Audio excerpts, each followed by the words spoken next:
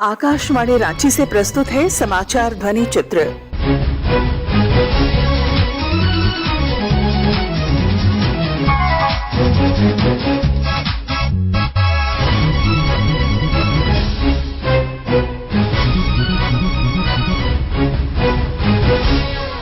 इस अंक में रांची में वायुसेना का एयर शो, केंद्रीय श्रम मंत्री का झारखंड दौरा, राष्ट्रीय पोषण पखवाड़ा और झारखंड सरकार का एसबीआई से एमओयू।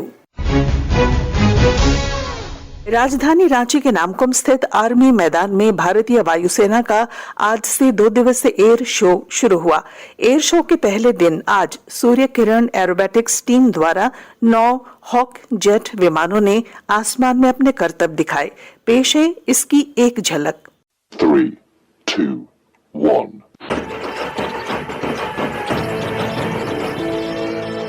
वायुसेना जानी जाती है अपने अनुशासन, एकाग्रता और कार्यकुशलता के लिए।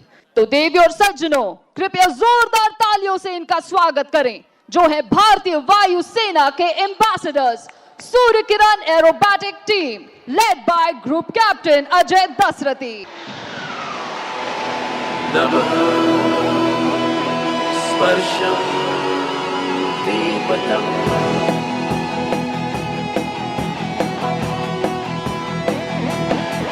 जाबाज हम चले, छूने आसमां चले, अपनी तो बस यही उड़ान है। बड़ी शान से चले, अभिमान से चले, अपनी तो बस यही पहचान है। ये आसमां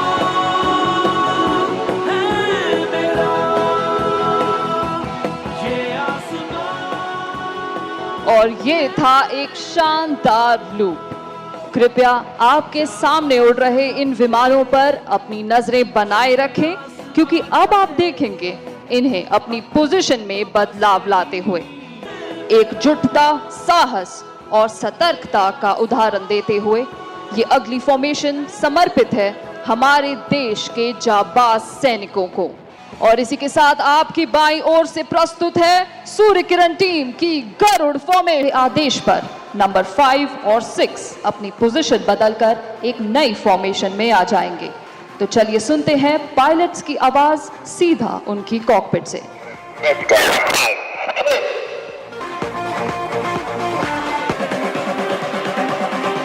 एयर शो के बारे में जानकारी देते हुए फ्लाइट लेफ्टिनेंट कमल संधू ने बताया कि रांची के लोग पहली बार आसमान में तिरंगे को लहराता हुआ देख सकेंगे। मेरा नाम है फ्लाइट लेफ्टिनेंट कमल संधू। हम बहुत ही एक्साइटेड हैं और हमें बहुत ही गर्व महसूस हो रहा है कि पहली बार ऐसा हो रहा है कि भारतीय वायुसेना की सूर्य किरण टीम रांची में एक एयर शो करने वाली है। तो हमारे तो उत्साह का कोई लिमिट ही नहीं है। सबसे पहले तो मैं ये कहना चाहूँगी कि रांची वालों को देखने को मिलेगा किस प्रकार भारतीय वायुसेना के 9 फाइटर जेट्स एक साथ उड़ान भर रहे हैं, और लोगों को ये देखकर भी बहुत गर्व महसूस होगा कि आसमान में ये पायलट्स हमारे जो हैं तिरंगे को लहराएंगे।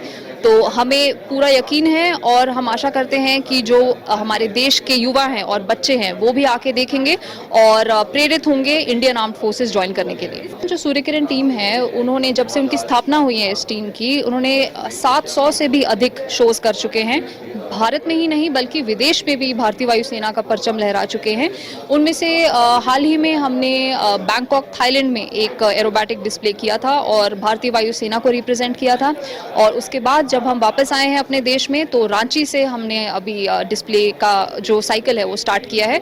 तो ये हमारे लिए बहुत ही गर्व की बात है। वायुसेना के कौशल का और उनके अनुशासन का और उनकी ट्रेनिंग का हम एक प्रमाण देंगे रांची वालों को आसमान में।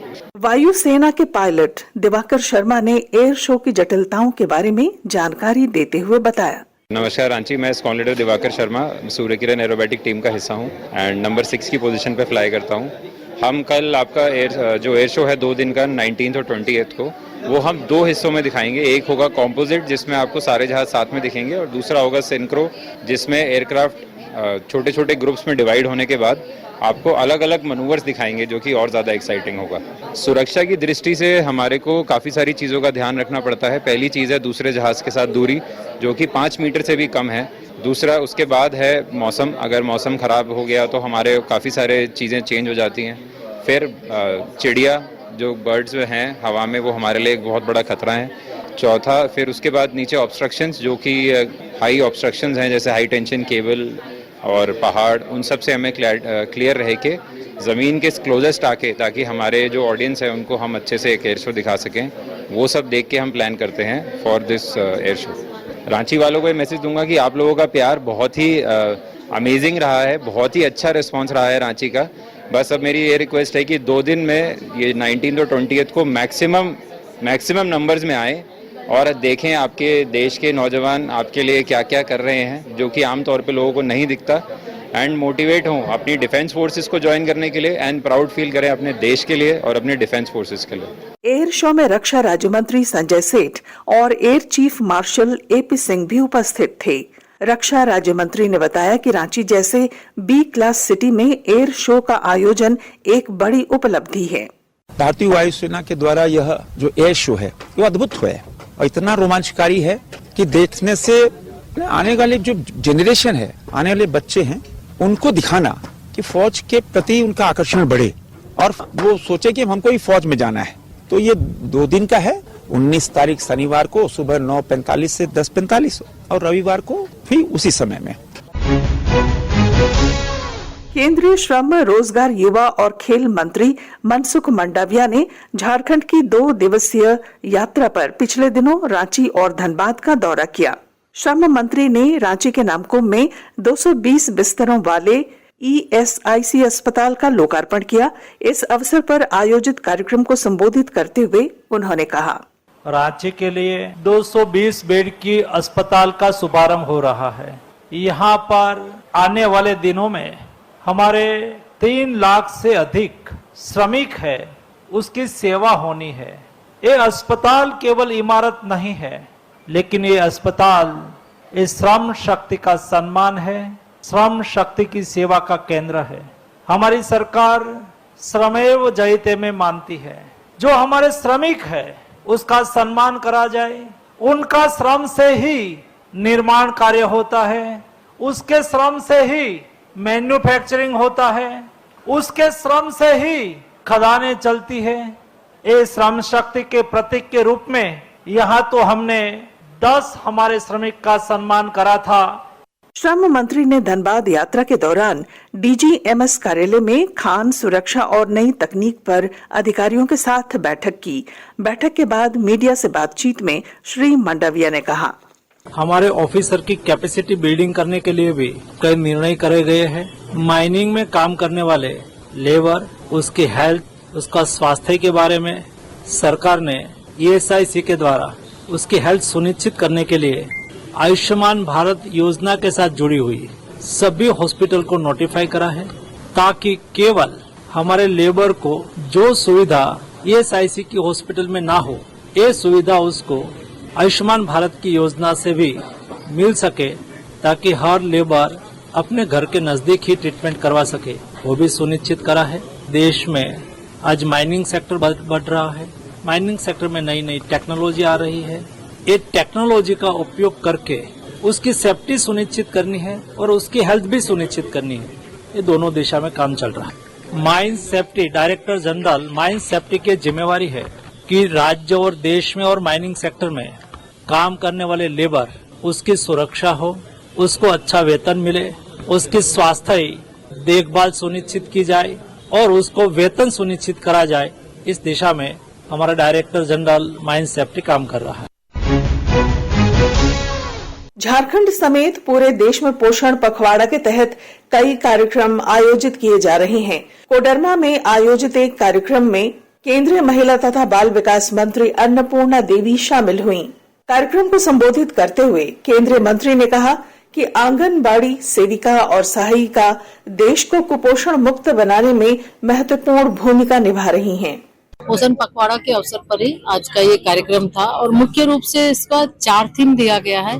ताकि हमारे बच्चे जो कुपोषण मुक्त भारत की बात माननीय प्रधानमंत्री जी करते हैं, तो उसके माध्यम से 4 थीम के आधार पर ये कार्यक्रम चल रहा है और पोषण पखवाड़ा के माध्यम से हम जन जागरूकता फैलाकर आम लोगों में कैसे खान पान के साथ साथ व्यवहार परिवर्तन कैसे हो सके, इसके लिए हम प्रयास करते हैं और बहुत बड़े पैमाने पर पूरे देश स्तर पर पोषण पखवाड़ा का ये कार्यक्रम चल रहा है। पोषण माह का भी हम कार्यक्रम कर रहे हैं। निश्चित रूप से इसमें आंगनबाड़ी केंद्र की जो सेविका सहायिका है, जो आशा वर्कर हैं, साथ मिलकर गांव-गांव तक जागरूकता फैलाकर लोगों के अंदर अवस्था के समय उन्हें कौन सा खान पान अपनाना है, कैसे, तो इन सारे चीजों की वो के बारे में जानकारी देती हैं।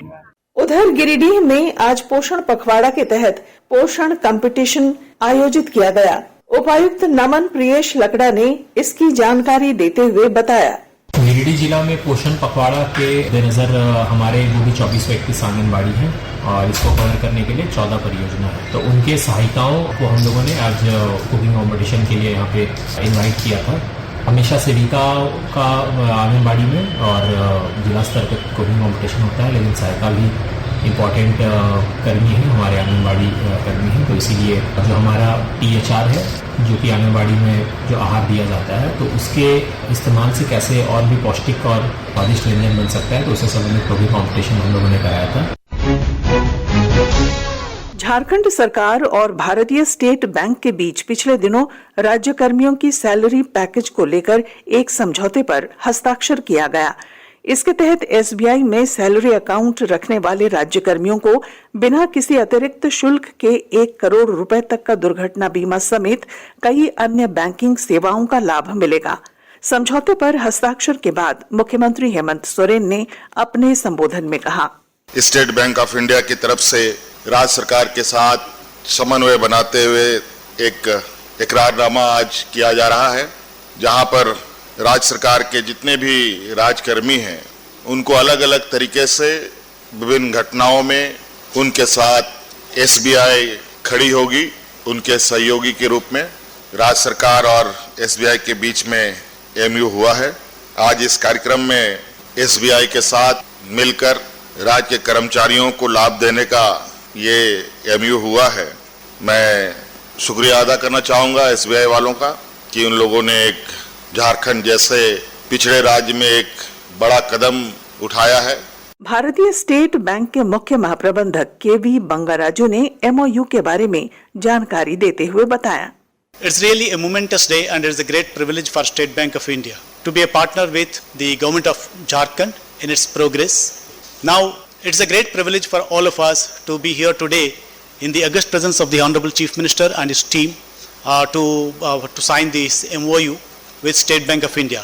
Almost out of 1,70,000 employees of this state of Jharkhand, almost 70,000 people from the police force have been covered under the police salary package, and the remaining 1,05,000 approximately will be covered under the state government salary package with enhanced benefits.